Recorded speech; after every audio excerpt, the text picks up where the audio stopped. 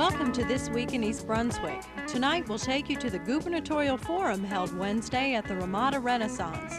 Also, Banned Books Week is coming up, and the library is observing with an intriguing display. Hospitals and blood banks are always in need of supply, and a local church helped out recently at their annual blood drive. Artist Paula is exhibiting her works at the library. These stories and more, including the Town Council meeting update and a groundbreaking ceremony for a new municipal parking lot, are coming up. Next week's programs on Channel 8 include Look Great, Feel Great on Monday morning at 10 o'clock. Lenore Kulik examines common problems with the knee. And at 10:30, it's Stories from the Library with children's librarian Susan Pober. On Tuesday night, In Print features a biography of artist Pablo Picasso. That's at 7 o'clock, and at 7:30, John Magliaro discusses sports chiropractics on Sports Talk. At 8 o'clock, Lyme disease is the topic of a recent municipal presentation. Wednesday's cablecast includes For Art's Sake at 7:30, with host Dolly Basta and her guest Jim Murphy reminiscing about country singer Hank Williams. The September edition of The Arts focuses on Oktoberfest in New Brunswick. That's at 8 o'clock on Wednesday evening. This Week in East Brunswick returns at 7 o'clock and 8 o'clock on Thursday, and Sandy Landman learns about dog training with Richard McGinnis at 7:30.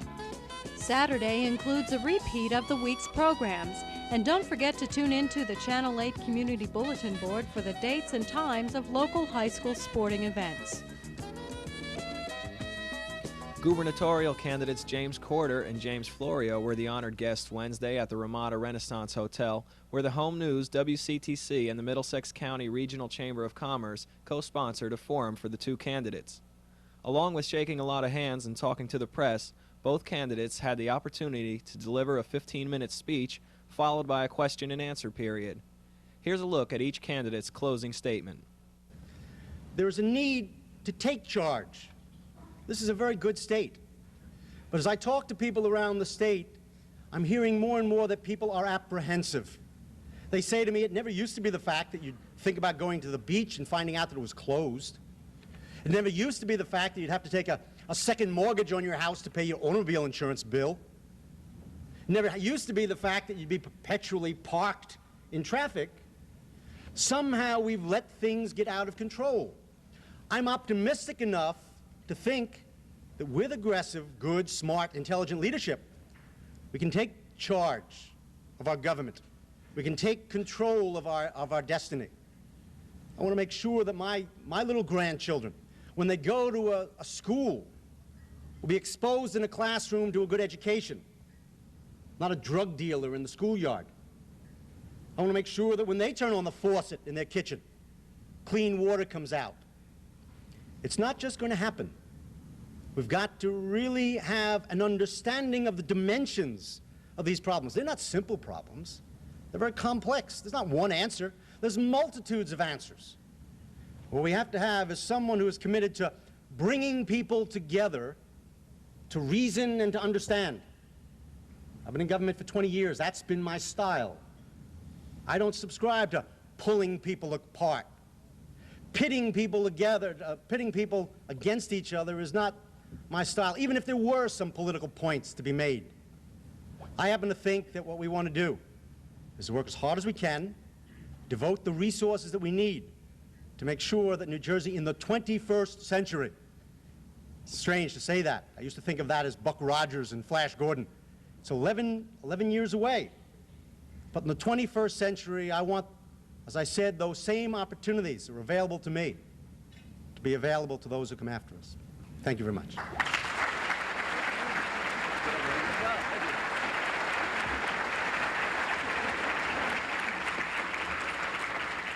Please welcome Congressman Jim Corder. Thank you very much. As I started out saying, there are there are massive differences between myself and my opponents. This election is about the future, as all elections are about the future. It's not about the past. The question we have in the state of New Jersey now and this year is whether we want to build on that which Governor Tom Kean gave us, or whether we want to turn back. Do we want to go forward with other types of innovative proposals, or do we not? Do we want to go forward and make sure that we have a state plan that's rational, that helps us in future years, or do we not? Do we want to make sure that the state of New Jersey has businessmen and businesswomen that can earn significant sums of money by staying in the state of New Jersey? We want to make sure that our taxes remain competitive.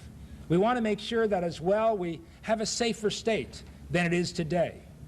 So I would argue that this election is about going forward or going back, building on what the governor has given us, or tearing down in many areas that which we've accomplished during the last number of years. I want to build on our record because I'm an optimist. I think that what we are striving for is greater and better than what we've achieved.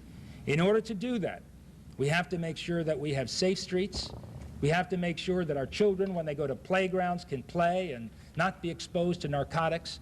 And in order to do that, we have to make sure that the laws in the state of New Jersey, when it comes to crime, when it comes to drugs, are the toughest laws in the United States. My record reflects that. My goals, my history reflects that as a goal and as a history. I was a prosecutor for many years of my adult life. I know the problem.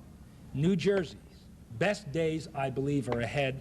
Let's build on what we've accomplished during the past number of years. Thank you very much. Both candidates, Jim Corder and Jim Florio's speeches, can be seen tonight in their entirety on Channel 8 at 8:30. Last Friday, local officials and residents gathered to celebrate planned improvements to the municipal complex.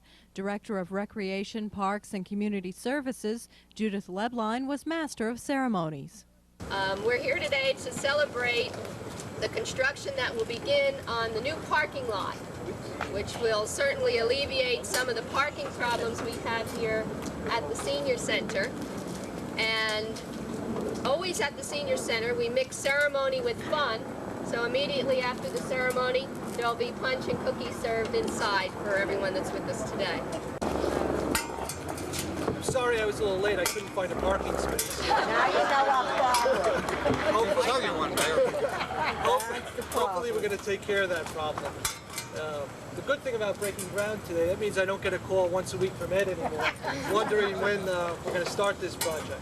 I do apologize, it's taken a little longer than we'd like to get started, but Haskell has informed me that as of Tuesday, they'll be here. And we'll have our parking. I'd like to thank the previous council, which I was a member of. This is the fun part because I started this as a councilman, and I could break ground as a mayor. And that was the late Councilman Louis Becker, at that time Council President Russ Walker, present Council President Joe Hudak, and Councilman Bill Kirk. And I hope you've seen, and you'll see in the future, that we really are dedicated to making the Senior Citizen Center a better place and easier for you to park. And hopefully we'll be breaking ground soon on your atrium.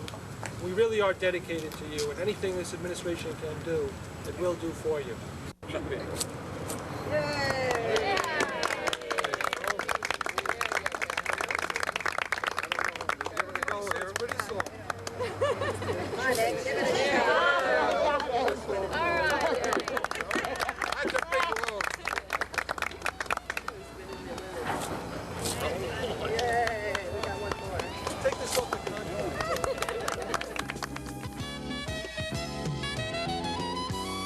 Good afternoon. My name is Greg Gatto, and I'm chairman of St. Bart's Youth Blood Drive, sponsored by St. Bart's Youth Group here at the St. Bart's Parish Kelly Gym. In order to meet the growing demand for blood in the area due to recent emergency situations, we have set up a blood drive which we run twice every year. We've been running it for the past several years now in order to meet the growing needs. Our blood drive is sponsored by the St. Bart's Youth Group, which means that we have youth group members come and help work the drive as the Central Jersey chapter of the American Red Cross comes and actually takes care of the blood work. In order to start the blood donation procedure, donors proceed to the registration table at the front of the Kelly Gym.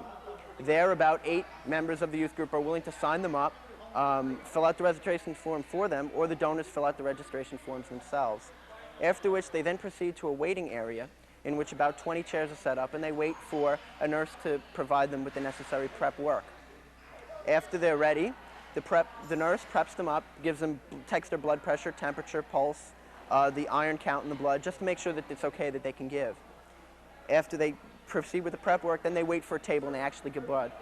The process of actually giving blood on the table takes about anywhere from 15, 20 to 30, 40 minutes. After they donate blood, escorts provided by St. Bart's Youth Group then proceed the donors to a refreshment stand or a canteen table, in which they are asked to rest for about 15 minutes, and they're provided with either juice or coffee or tea. After which they receive the refreshments and they feel relaxed and comfortable. They are then escorted out to their cars. The youth group members are told to watch out for reactions, such as dizziness or faintness. This is why we give them jelly beans and sugar and such to provide them with the necessary sugar they need so that they will proceed through this procedure smoothly.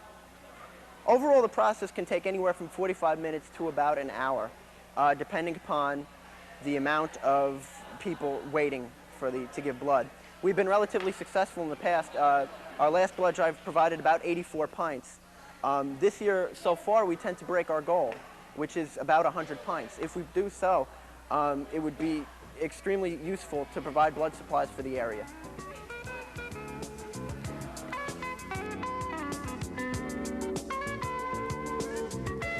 Banning books may seem like a process that should have ended hundreds of years ago, but the censorship of books is alive and well today in our country and all over the world. The library, in observance of Banned Books Week, is displaying books that have recently been pulled off the shelves across the country. Reference librarian Cheryl McBride explains. Okay, the display is located in 3 locked cases in the front of the library right as you enter. They're behind bars and in locked cases. It's a display of about 30 books that have been banned across the country in the past 3 years. Banned Book Week has been, well, I hate to use the term celebrated, observed for the past 8 years, and the library has been doing a display for those 8 years. I've been doing them for the past 6 years. Each year it gets more and more elaborate. We used to put them on a simple table with a little sign, but then of course we found people wanted to take the books out, and then you wouldn't have any display left.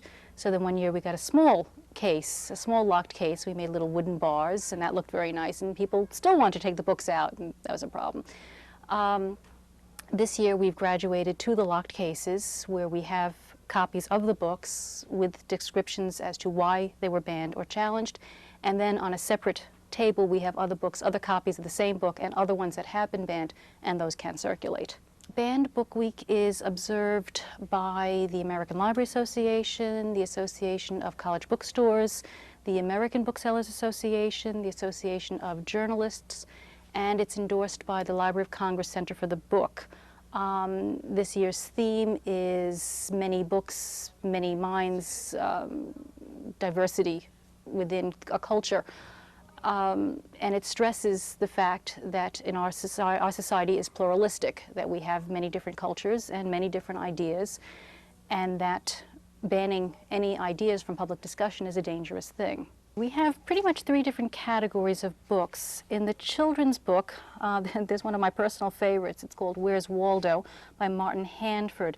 This was challenged at the Saginaw, Michigan Public Library just this past year. If you look at the book, you'll find it has a lot of very, very detailed drawings of little people throughout the entire book. The whole premise is that you have to find Waldo in these little tiny pictures. Well, one parent looked very closely and found that some of the people in the pictures are doing allegedly dirty things, and so she requested the book be removed from the library. One of the other children's books is Father Christmas by Raymond Briggs. This was questioned at the Albany, Oregon Public Library because it has a very negative, cursing, drinking Santa Claus.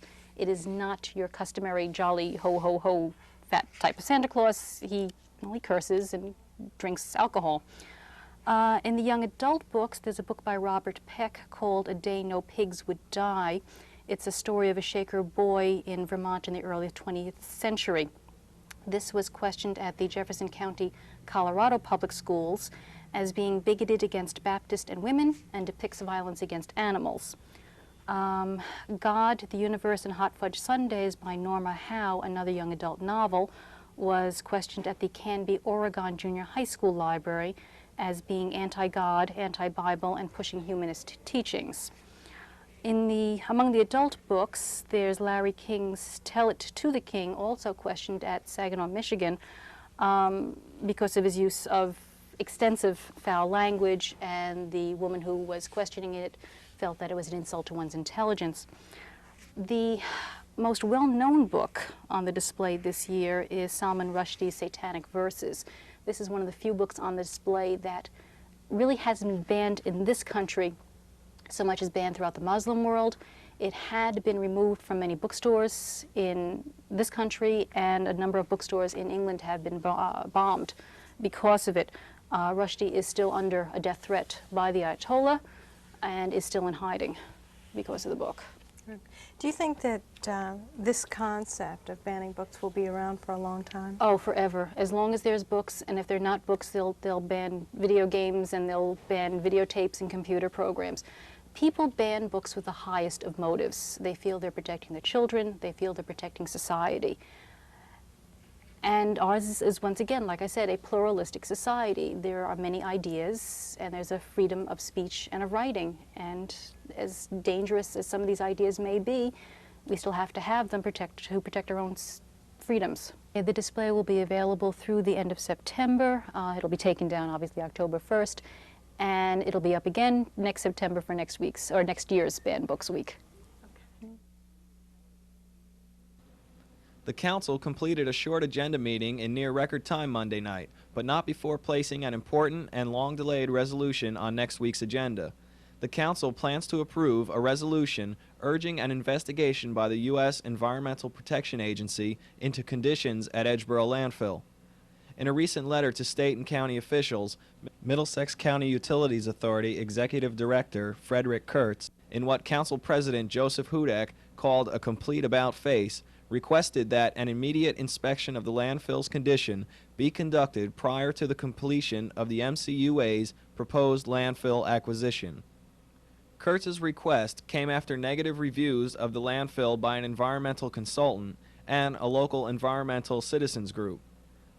According to Mayor Jackson Agra, the Council tried to approve an identical resolution just last year, but were halted after the same MCUA, citing breach of contract for interference with the landfill's operation, threatened to sue the township and withhold host community benefits. A frustrated Joe Hudak had these comments.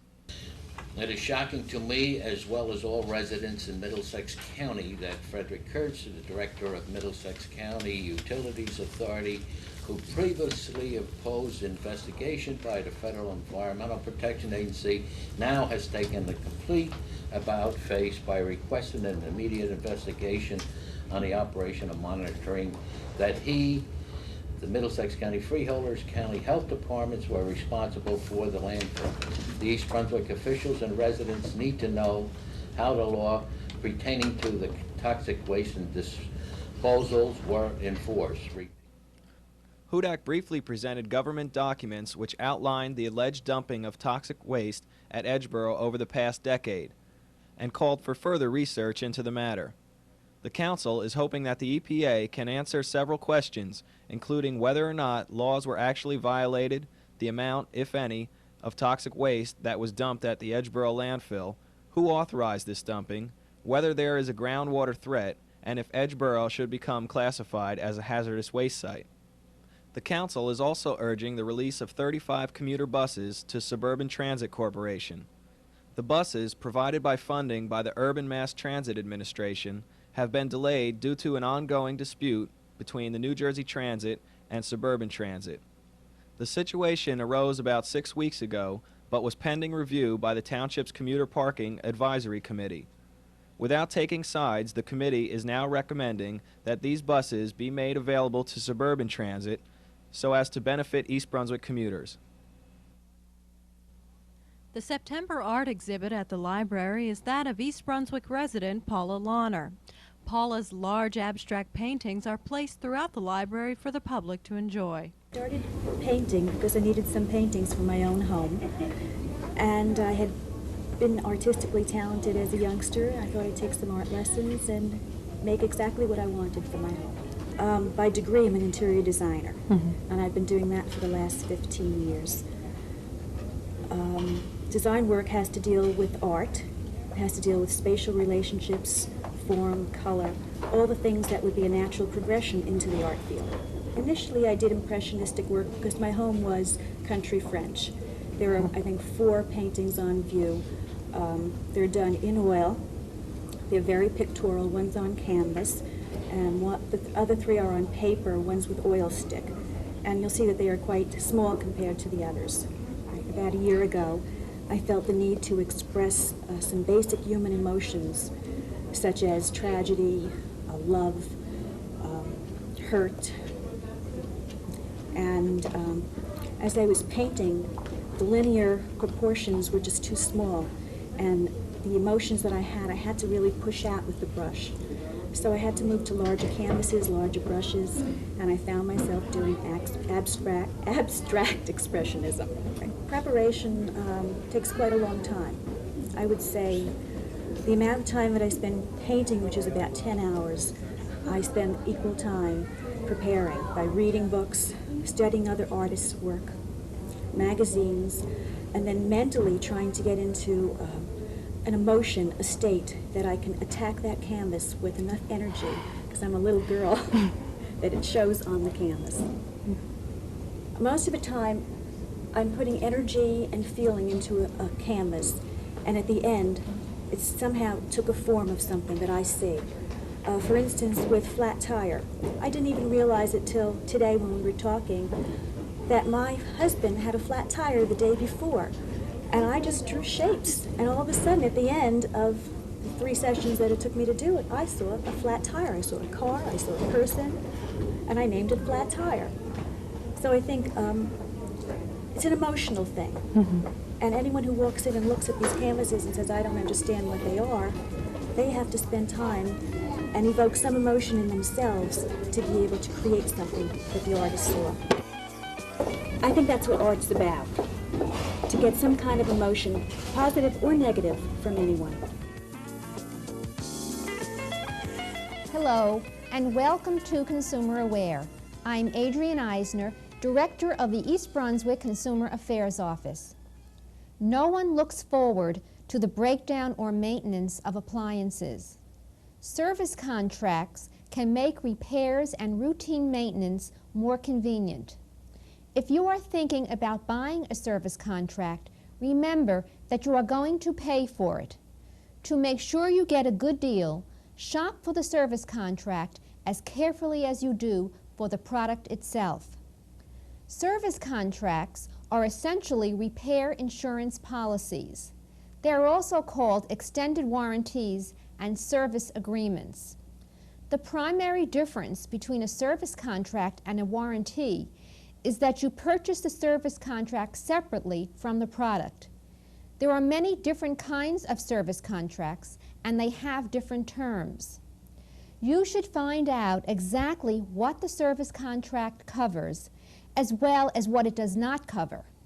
Some service contracts cover only parts or only labor. The contract may or may not cover routine maintenance, such as cleaning the heads of a VCR. Also, you may be required to pay a fee for each service call. When you know exactly what the service contract covers, read the warranty carefully too. You may find that they cover the same or at least some of the same repairs. If they overlap and you want the protection for a longer period of time, ask the salesman if you can buy the service contract after the warranty expires. Asking questions and comparing the warranty to the service contract will go a long way toward making sure you get a good service agreement. If you have any questions or any other consumer-related problems, please call us at the East Brunswick Consumer Affairs Office. We are located in the Municipal building. We are open Monday through Friday from 9 a.m. until 5 p.m. The telephone number is 390-6954. Thank you for joining me on Consumer Aware. See you again next time. This is Paul Hansen from You and Your Money with this week's Money Tip. A variety of tax law changes affecting retirement plans in recent years have combined to put the spotlight on what had been a relatively obscure investment vehicle, the Charitable Remainder Trust. Taxpayers foreclosed from making tax-deductible contributions to their IRAs may find that a deduction is available with a Charitable Remainder Trust. And owners of small businesses, frustrated by the mass of new restrictions, are increasingly using the charitable trust as a substitute for a corporate pension plan. This is Paul Hansen from You and Your Money with this week's Money Tip. Hi, welcome to Teens Talk Titles. I'm Judy Berwick, and today's movie review is My Stepmother is an Alien, starring Dan Aykroyd as Dr. Steve Mills and Kim Basinger as Celeste Martin. Steve and Celeste are brought together when Steve contacts another galaxy. The next night, Celeste, who is an alien from the galaxy, arrives at a party Steve is at and claims that if he doesn't help her and tell her how he contacted her galaxy, that her planet will be destroyed. This movie is great for people of all ages, so if you love to laugh and you want to find out more about Celeste's first time eating a ham and cheese with mayo sandwich, sneezing, and having sex, then check this movie out. You can find it at the Media Services Department at the Public Library, so stop by and check it out. Welcome to an evening with the Accordion Pops. I'm Rosemary Cavanaugh, one of the orchestra members, and I'd like to tell you a little bit about the orchestra's brief history. The Accordion Pops Orchestra is in its third year and had its beginnings through the New Jersey Accordion Teachers Association. Its members range in age from 23 to 77 years old, and most are professional accordionists and/or teachers. The members come from Massachusetts, Rhode Island, Connecticut, Pennsylvania, and New Jersey. The orchestra is the only one of its kind on the East Coast and performs a repertoire of Broadway, classical, and popular music. They have recently performed at the Middlesex County Fair and have also played for audiences at the New Jersey Shore, Delaware County, Pennsylvania, and New York. We hope you enjoy the concert.